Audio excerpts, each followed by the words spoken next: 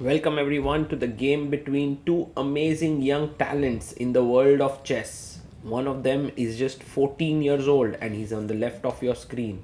Yagiz Kaan Erdogmus. He is from Turkey and he is a brilliant young talent. He's already rated 2650 plus in classical chess, and his opponent Nihal Sarin, one of the best speed chess players in the world. He is known for his blitz and bullet, but right now we are at the World Rapid Championships where the time control is 15 minutes plus 10 seconds increment. This will be a very exciting clash between these two youngsters, and we're going to take you through this one to see what happens.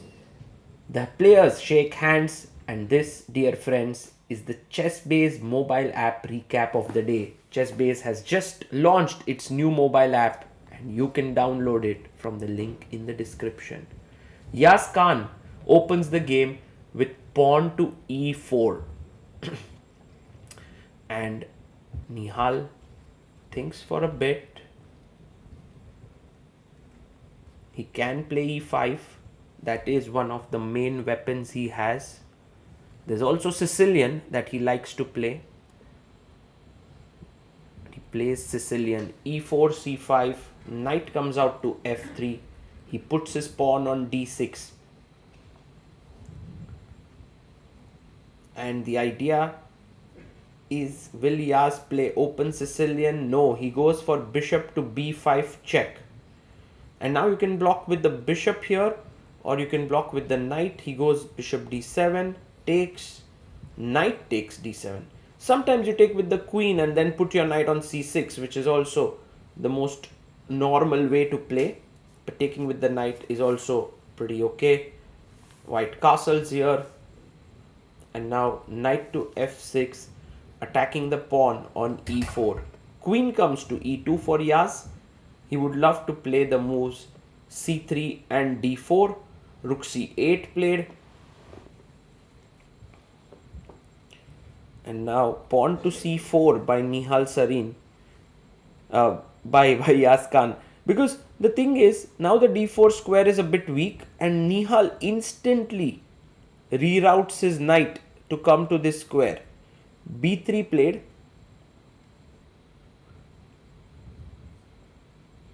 And he plays his knight to c6. The bishop comes to b2, and in order to stop e4, the move e5 is played here.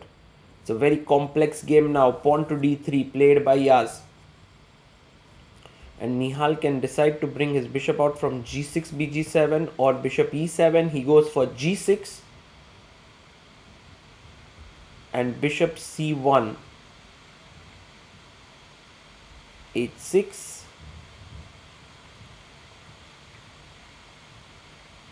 And we have knight to c3. Bishop goes to g7. And black would love to castle here. g3 played. Pawn comes up to g3. And black castles. King comes up to g2. It seems like black has gotten a fine position out of the opening, has caught up in development.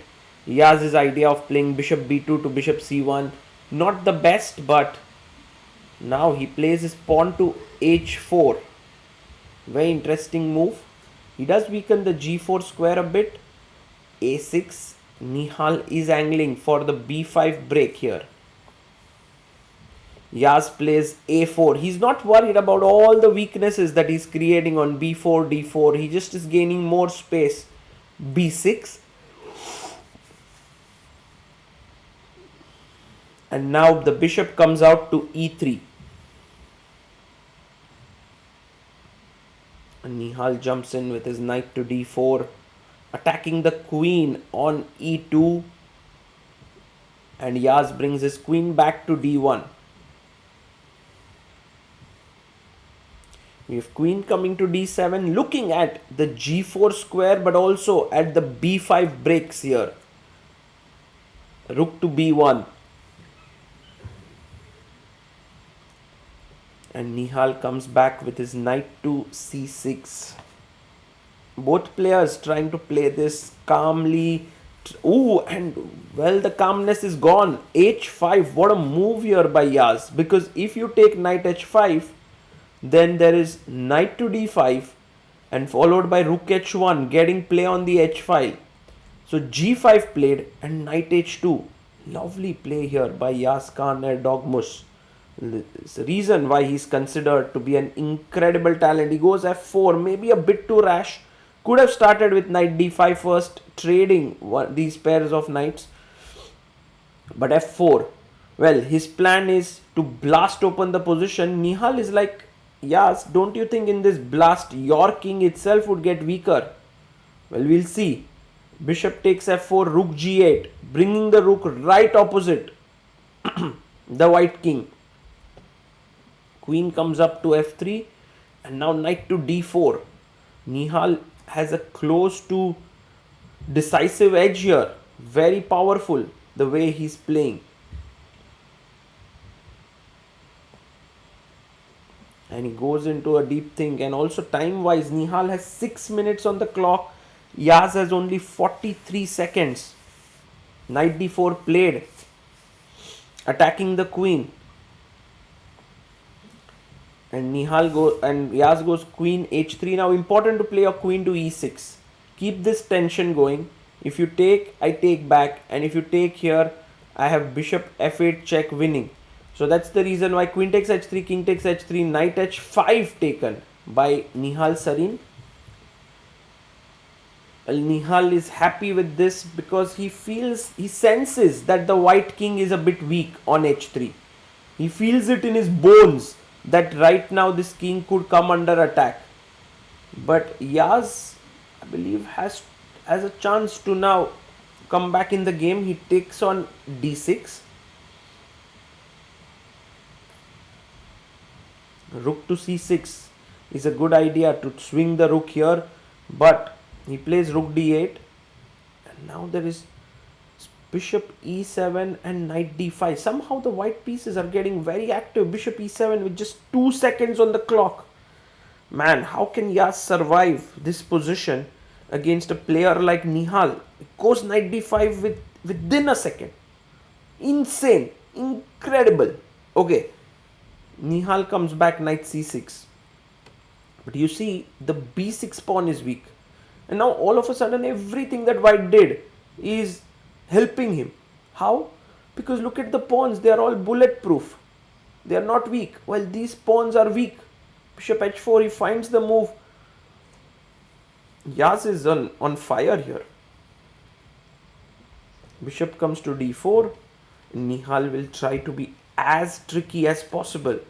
He'll try for some tricks here and Yaz will have a tough time because Nihal is one of the big master tricksters here. Knight g4, rook comes to g6, a good move, taking control of the f6 and the h6 squares.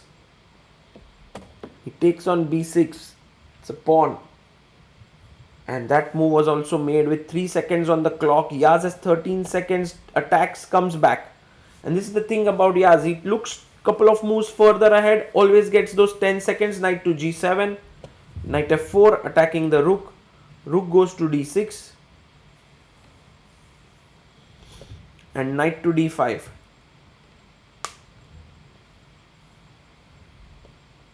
Rook comes back to g6 and Nihal is happy to repeat here.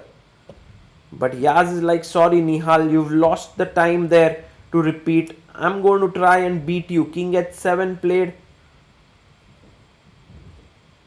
And do you want to get rid of this bishop with knight e2, knight d4, and then you also have the f6 square in your control. He does it. He plays knight d5, doesn't play knight e2. Rook g6, knight f4, rook d6. Again, repetition. e5 played, but this gives Nihal a chance. Bishop takes pawn is a powerful move. Bishop takes and knight takes. This should be okay, although it looks so scary, this diagonal here opening up. But just rook e6, calm, cool, collected. Will Nihal find the move? Bishop takes e5. No, he goes back. Rook d8. He couldn't calculate it through. And now knight jumps to d5.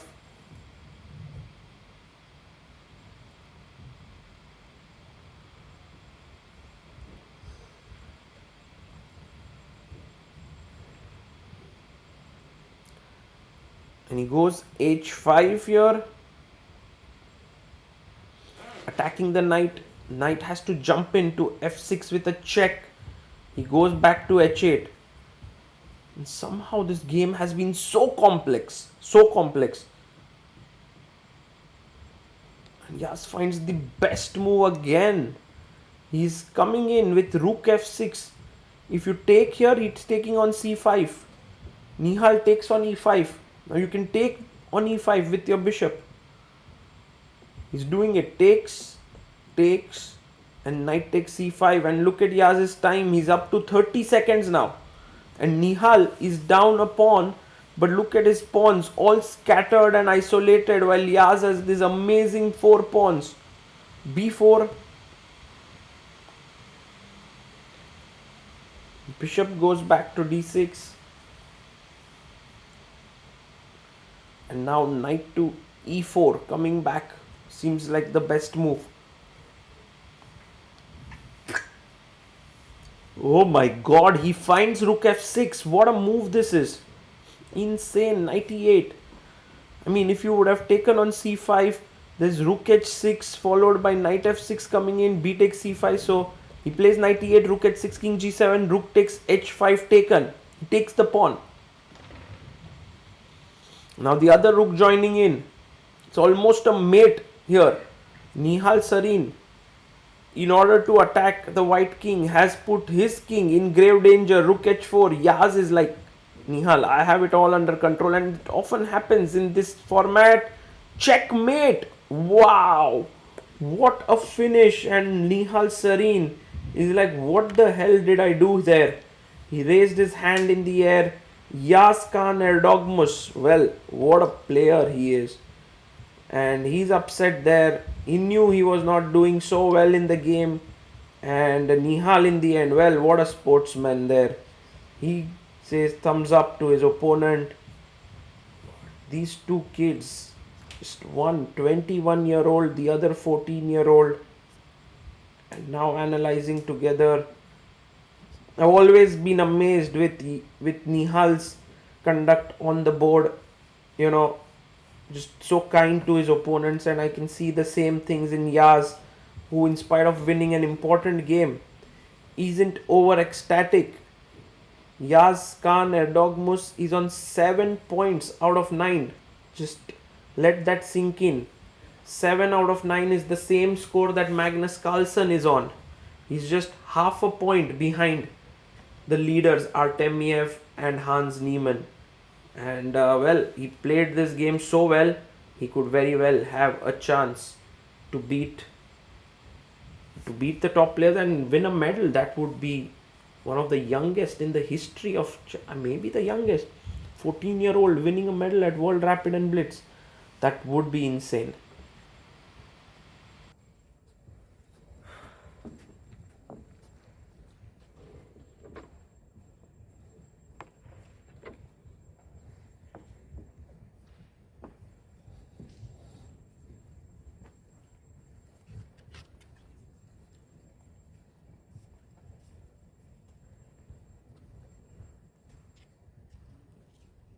All these years, ChessBase was a software that needed to be installed on your computer. But now, ChessBase has come up with a mobile app. It's called the ChessBase mobile app, and it is available both on Android and iPhone. With the app, you can now prepare against an opponent.